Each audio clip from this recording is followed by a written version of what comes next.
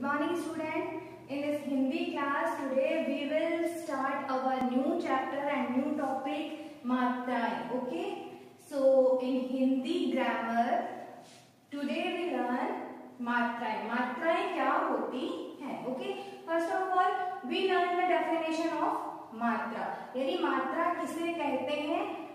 तो मात्रा की डेफिनेशन है व्यंजनों के साथ. अब व्यंजनों के साथ तो व्हाट इज व्यंजन? जब हम स्वर लिखते हैं, हमने पिछले जो क्लास थी अपनी उसमें ये पढ़ा भी था कि जो स्वर थे वो कौन से थे? अ से जो अह तक हम बोलते हैं और एक होता है जो हम क से ग तक राइट करते हैं.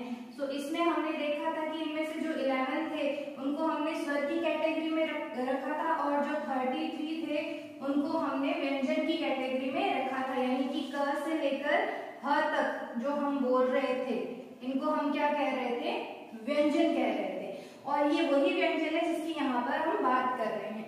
तो व्यंजनों के साथ स्वरों के जो चिन्ह लगते हैं, अब ये व्यंजन है आप राइट करते हो क, ख, ग, घ, ड़. जब हम ये राइट करते हैं तो इनके साथ स्वरों के चिन्ह मतलब जो निशान हम लगाते हैं. जैसे हमने ये क के ये निशान लगा दिया, ख के ये वाला निशान लगा दिया, ग के हमने ये वाला निशान लगा दिया, घ के हमने ये वाला निशान लगा दिया. तो मैंने इनके कुछ चिन्ह लगाए हैं, इनको हम बोलेंगे चिन्ह. तो ये जो चिन्ह हमने लगाए हैं इन्हें ही हम मात्रा कहते हैं. ओके, अंडरस्टैंड दैट मात्रा किसे कहते हैं? तो जो व्यंजन होते हैं, इन व्यंजनों में हम स्वरों के कुछ चिन्ह लगा देते हैं और इन्हीं को हम क्या बोलते हैं? मात्रा बोलते हैं. सो बहुत ही इजी है अगर हम इसको समझे तो कि मात्रा किसे कहते हैं. एक बार फिर से इसको हम डेफिनेशन को रिवाइज करेंगे.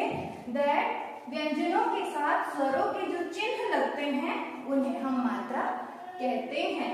अब ये जो स्वरों के चिन्ह हैं हमें पढ़ना है इनको. आज हम क्या पढ़ रहे हैं? स्वरों के जो चिन्ह हैं इन चिन्हों को हम पढ़ेंगे. यानी कौन कौन से चिन्ह होते हैं? तो देखो स्वर, सबसे पहले हम स्वर देखते हैं. स्वर है हमारे पास में अ, आ, ई, बड़ी ई, उ, बड़ा उ. इसे हम क्या बोलते हैं? ऋषि. ए, आई, ओ, औ, अंग और अह, ये हम बोलते हैं स्वर. और इन सभी स्वरों का अपना एक एक निशान होता है, अपना एक एक चिन्ह होता है. और वो चिन्ह कौन कौन से हैं? सो फर्स्ट ऑफ ऑल जो अ से अनार हम पढ़ रहे हैं, अ से अनार का कोई चिन्ह नहीं होता है. अ से अनार का याद रखोगे. देखो मैंने ये जो सर्कल बनाए हैं, इस सर्कल में ये सर्कल एकदम ब्लैंक दिख रहा है आपको, खाली है, कुछ भी नहीं है, मतलब अ का कोई चिन्ह होता ही नहीं है. याद रखेंगे हम, अ का कोई भी चिन्ह नहीं होता है. फिर आता है 2 नंबर पे आ. तो देखो आ का चिन्ह ये है, आ का चिन्ह क्या है? ये है. ठीक है, यानी आ की मात्रा है. हम चिन्ह को ही तो हम मात्रा कह रहे हैं, तो आ की ये क्या है? मात्रा. आप क लिख रहे हो, अब क के आप क्या कर रहे हो? आ का चिन्ह लगा दोगे. ये लो हमने क के आ का चिन्ह लगा दिया, यानी हमने एक चिन्ह लगा दिया. इस चिन्ह को हमने क्या बोला? मात्रा. हम ऐसे तो बोलते हैं क के आ की मात्रा, ख के ई की मात्रा, क के ई की मात्रा, क के उ की मात्रा. तो क के हमने स्वर का चिन्ह लगा दिया और इससे हमारा ये बन गया का. तो इसी तरह से ये किसका चिन्ह है? आ का. अ का कोई चिन्ह नहीं होता, आ का चिन्ह हमने पढ़ लिया. फिर आता है छोटी ई जिसको हम बोलते हैं. तो छोटी ई का चिन्ह है ये है, देखो इस तरह से, ये है छोटी ई का चिन्ह.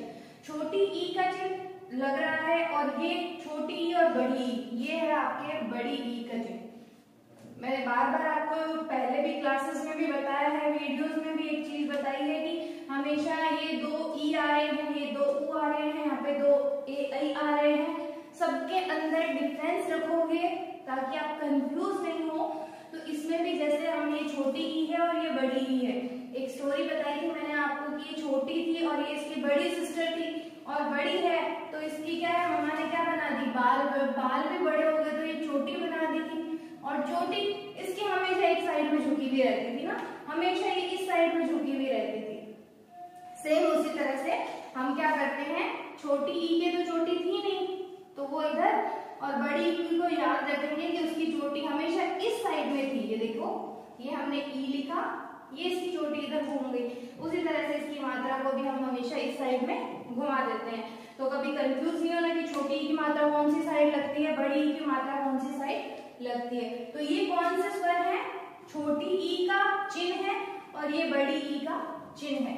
इसी तरह से फिर छोटा ऊ और बड़ा ऊ आ जाता है। तो इसके बाद में आता है छोटा ऊ और बड़ा ऊ।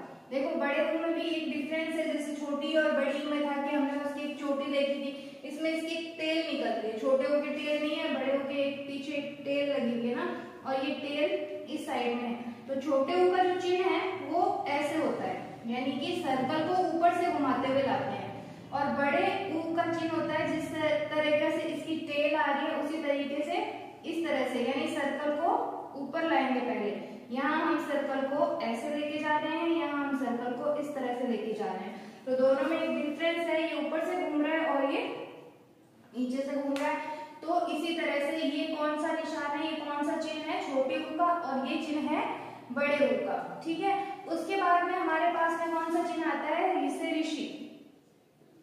इसको हम बोलते हैं ऋषि ऋषि, और इसका जो चिन्ह है वो कुछ इस तरीके से होता है, जो आप मात्रा लगाते हो ऋषि की। जैसे मान लो हमने क है, क के ऋषि की मात्रा लगानी है, ये लो, ये बन गया। और इसका प्रोनाउंसिएशन हम क्या करेंगे फिर, क।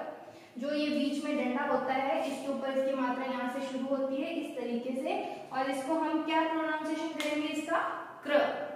ऋषि है, र की मात्रा है इसलिए क्र। ठीक है, तो इस तरीके से हम क्र की मात्रा लगाते हैं। अभी एक चीज मैं आपको और बता दूं, जैसे हमने अभी की और ये मात्राएं पढ़ी, तो ये मात्राएं जो आपका व्यंजन आप लिख रहे हो, उस व्यंजन पे जो भी, जैसे हमने ये ख लिखा है, तो हमने ये मात्रा, ये जो इसकी लाइन होती है ना, इस पे से लगानी होती है हमेशा। ये छोटे ऊ की लगा दी और ये बड़े ऊ की लगा दी। लेकिन जो र लिखते हो ना, ये हम र लिख रहे हैं, र के हमेशा नीचे मात्रा नहीं लगती है, र के एकदम बीच में मात्रा लगती है। ठीक है, बड़ा, ये देखिए यहां से इसकी मात्रा लगती है। ओके, फिर र के बाद में आता है आपके ए से एडी की मात्रा, ए से एडी, ये इसका चिन्ह है, ए से एडी। ठीक है, यानी लाइन के ऊपर आप 1 इस तरह की मात्रा लगा रहे हो, ये किसका निशान है, ये किसका चिन्ह है, ए से एडी। आई से ऐनक पे हम ये 2 लगा देंगे, डबल हो जाएगी सिंगल से। ठीक है, आई से ऐनक, इसको प्रोनाउंसिएशन करेंगे ए और इसका प्रोनाउंसिएशन करेंगे आई, बिकॉज ये ए से एडी है और ये आई से ऐनक है। नेक्स्ट आता है ओ।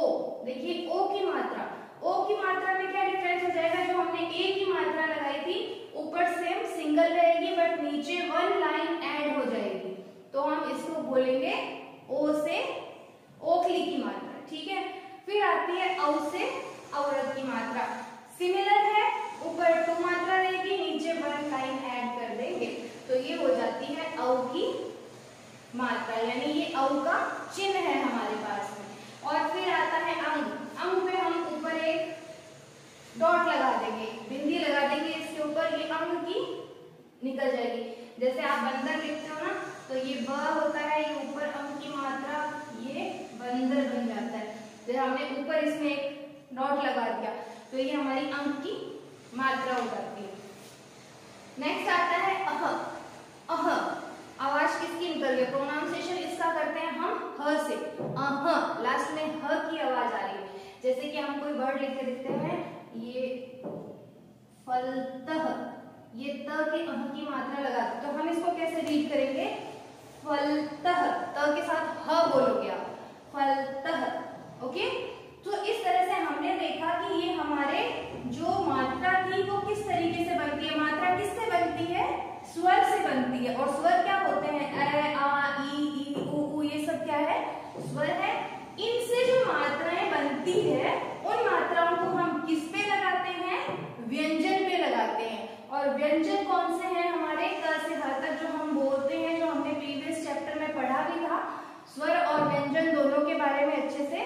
तो व्यंजन के ऊपर स्वरों के जो चिन्ह लगते हैं ना, ये उन्हीं को हम मात्राएं बोलते हैं।